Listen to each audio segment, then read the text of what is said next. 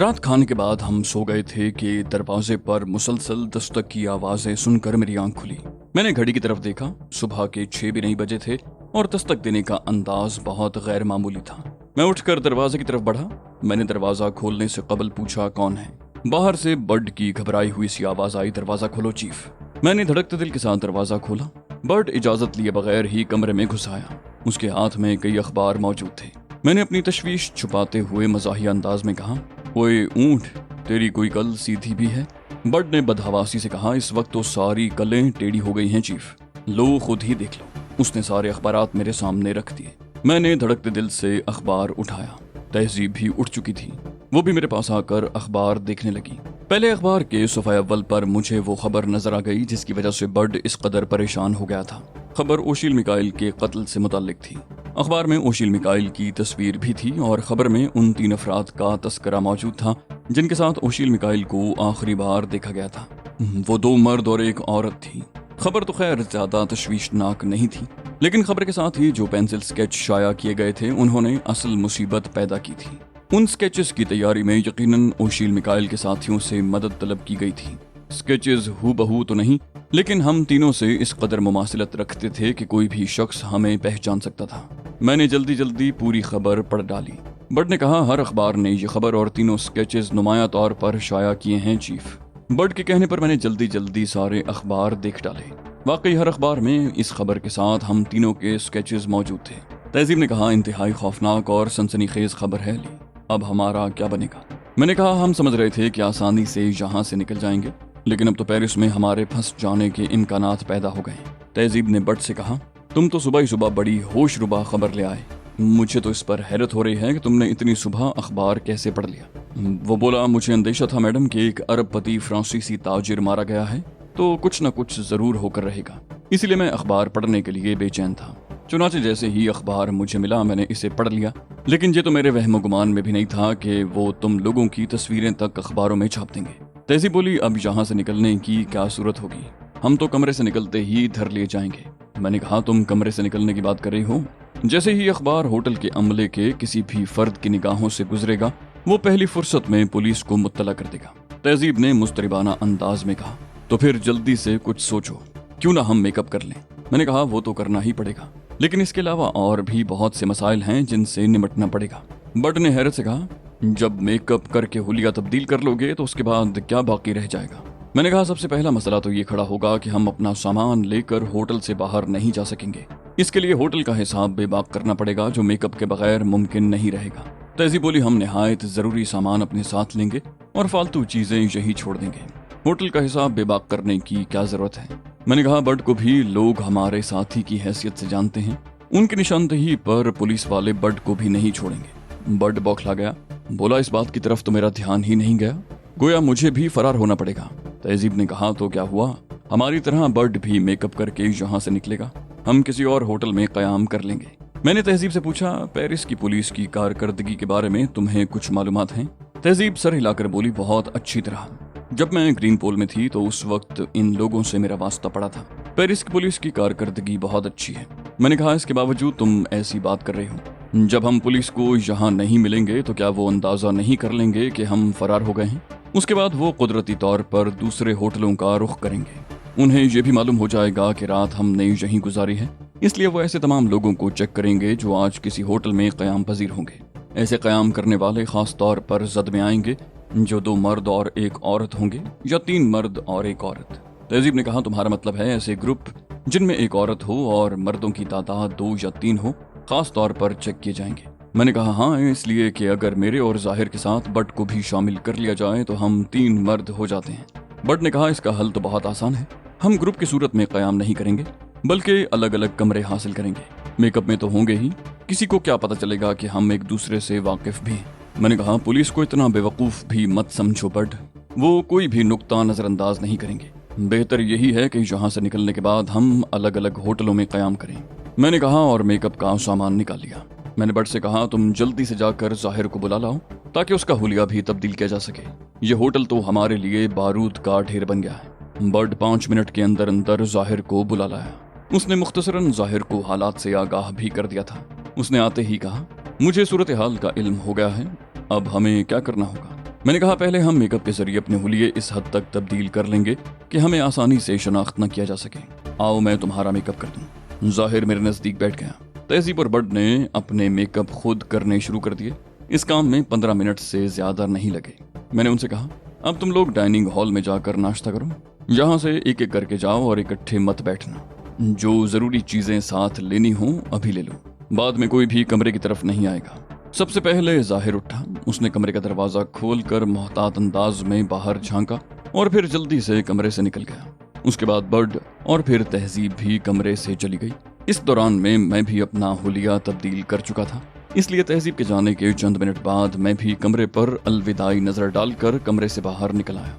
मैं दिल ही दिल में बड को दुआएं दे रहा था कि इतनी सुबह उसने अखबारात देख लिए, वरना हम बेखबरी में मारे जाते। जीनों से नीचे उतरते हुए मैंने पुलिस को होटल में दाखिल होते हुए देखा। काफी तादाद में पुलिस वाले होटल के अंदर दाखिल हुए थे, जिनमें से 2 दाखिली दरवाजे पर रुक गए थे, जबकि बकिया होटल के अंदर फैल गए। मुझे यकीन था कि उन्होंने बाहर से भी होटल को घेरे में ले लिया होगा। चंद पुलिस वाले एक अफसर के साथ मेरे बराबर से भी गुजरे। वो मुझ पर एक उचटती सी निगाह डालकर गुजर गए। डाइनिंग हॉल में ज्यादा मेजें आबाद नहीं थी। मैंने एक लम्हे के लिए सोचा और फिर तहजीब की मेज की तरफ बढ़ गया। जाहिर और बड अलग अलग मेजों पर थे। मैंने कुर्सी पर बैठे हुए धीमी आवाज में कहा, पुलिस यहाँ पहुंच चुकी है तहजीब। वो बोली, ओह, इसका मतलब है होटल के स्टाफ में से किसी ने उन्हें मुत्तला कर दिया है। मैंने कहा हाँ, और पुलिस वाले ऊपर की तरफ गए हैं। सबसे पहले वो हमारे कमरों पर छापे मारेंगे। तहजीब ने कहा, और वहाँ हम उन्हें नहीं मिलेंगे तो क्या वो पूरे होटल की तलाशी नहीं लेंगे? मैंने कहा बिल्कुल लेंगे, लेकिन उनके पास तस्वीरें मौजूद हैं। अजनबी चेहरों पर तो वो तवज्जो भी नहीं देंगे। तहजीब ने मुस्तरिबाना अंदाज में कहा, जल्दी से यहाँ से निकल चलो, कहीं ये होटल हमारे लिए चूहेदान न बनकर रह जाए। मैंने कहा बन जाता, लेकिन भला हो बड का कि उसने बर वक्त अखबार देख लिए और हमने अपने हुलिये तब्दील कर लिए। वैसे मेरा ख्याल है कि इस वक्त होटल घेरे में है और तलाशी मुकम्मल होने से कबल वो किसी को भी होटल से बाहर नहीं जाने देंगे। मैंने बैरे को नाश्ता लाने का ऑर्डर दिया और उस पुलिस ऑफिसर की तरफ देखने लगा जो डाइनिंग हॉल के दरवाजे से अंदर दाखिल हुआ था। उसने हॉल में मौजूद तमाम लोगों को बगौर देखा और उसके बाद काउंटर की तरफ बढ़ गया। काउंटर पर मौजूद शख्स से चंद मिनट बातें करने के बाद पुलिस अफसर चला गया। तहजीब ने कहा, वो यकीनन हमारे बारे में पूछ रहा होगा। मैंने कहा जाहिर है उसने यही पूछा होगा कि हम डाइनिंग हॉल की तरफ तो नहीं आए। ये भी जाहिर है उसे नफी में जवाब मिला होगा।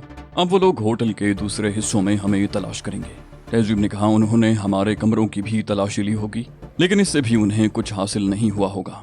वहाँ सामान के अलावा और रखा ही क्या है? मैंने कहा वहाँ से उन्हें बहुत सी कीमती चीजें मिली होंगी। मैं अपने कागजात वहीं छोड़ाया था। तहजीब हैरान रह गई। बोली, ये तुमने क्या हिमाकत की? तुमसे इतनी बदतरीन गलती की तवक्को नहीं की जा सकती थी। मैंने आंखें निकाली, कहा यह हिमाकत है। कागजात से उन्हें मेरी तस्वीर के अलावा और क्या मिलेगा? तहजीब बोली, कमाल है, तुम अपनी यकीनी शनाख्त छोड़ाए हो और मुझ पर आंखें भी निकाल रहे हो। भला इसकी जरूरत ही क्या थी?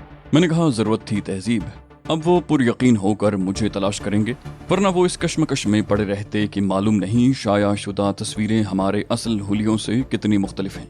तहजीब ने कहा, क्या दूसरे लोग इस बात की तस्दीक करने के लिए काफी नहीं थे?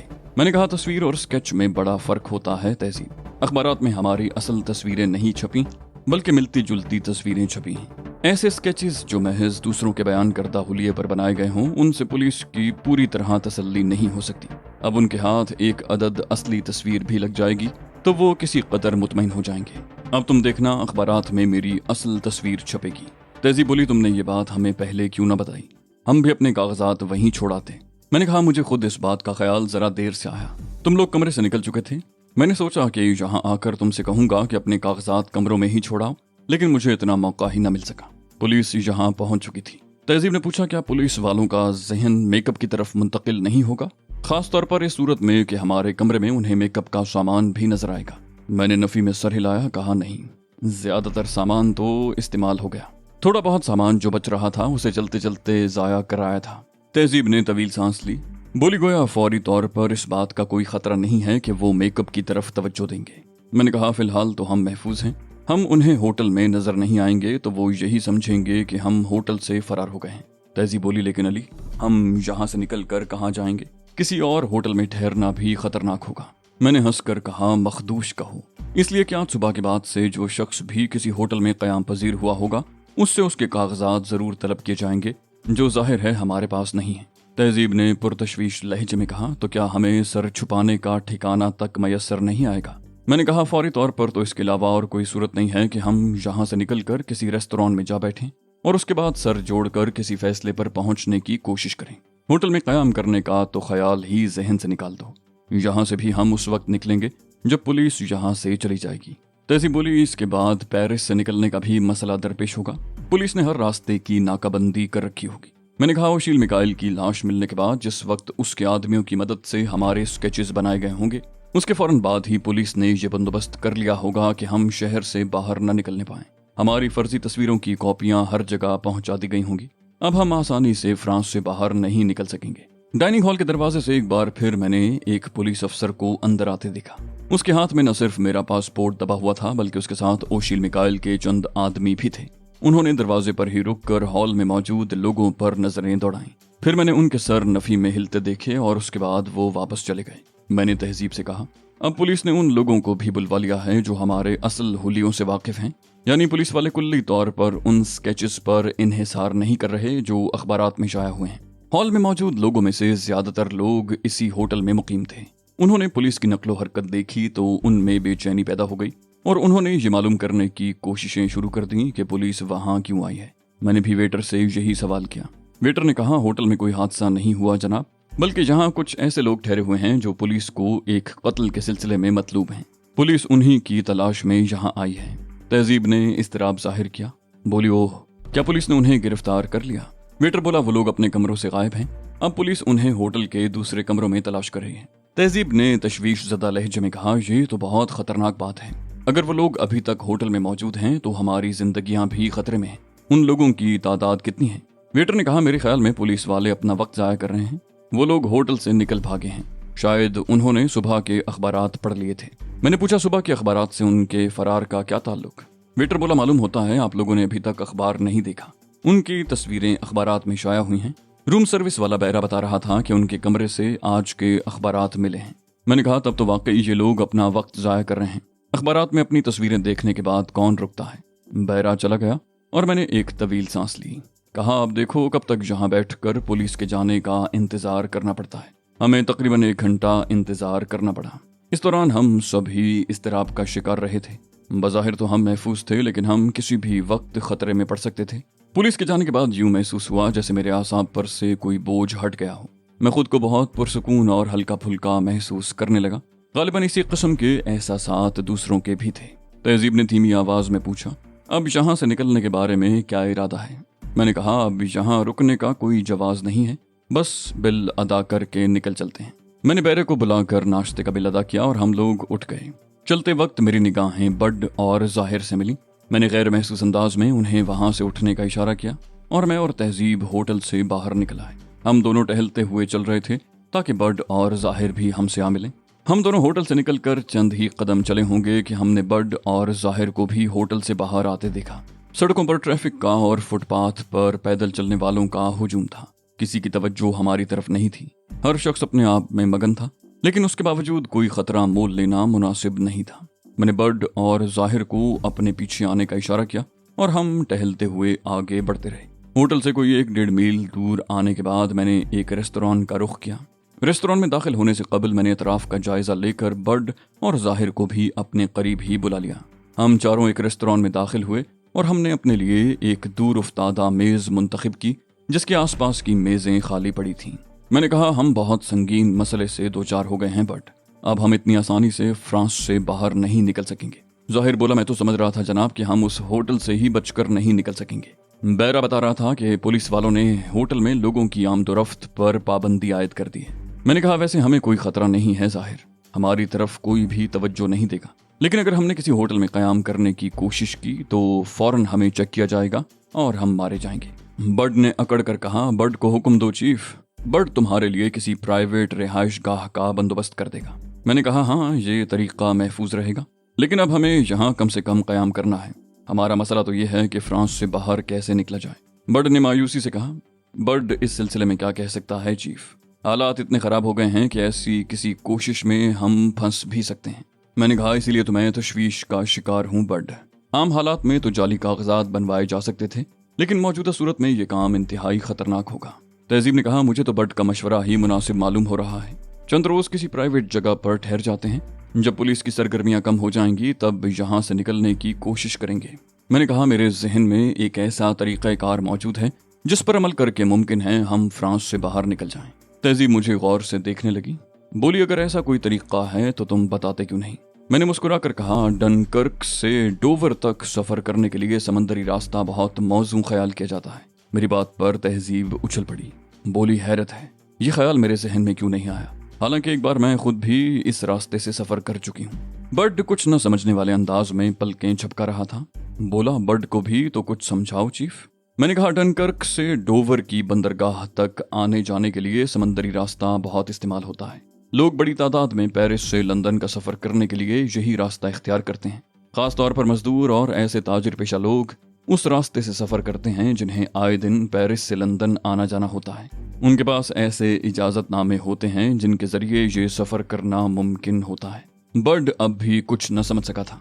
बोला, लेकिन चीफ, अगर वो लोग उस रास्ते पर सफर कर सकते हैं तो इससे हमारा क्या ताल्लुक।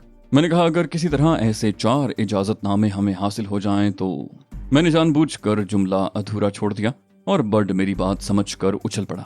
उसने जोशीले अंदाज में कहा, तुम फिक्र मत करो चीफ, बर्ड के लिए 4 क्या 400 इजाजतनामे हासिल करना भी दुश्वार नहीं होगा। तहजीब ने कहा, वैसे तो जहानत में मैं भी तुमसे कम नहीं हूँ, लेकिन जिस बर्क रफ्तारी से तुम सोचते हो उसका कोई सानी नहीं है।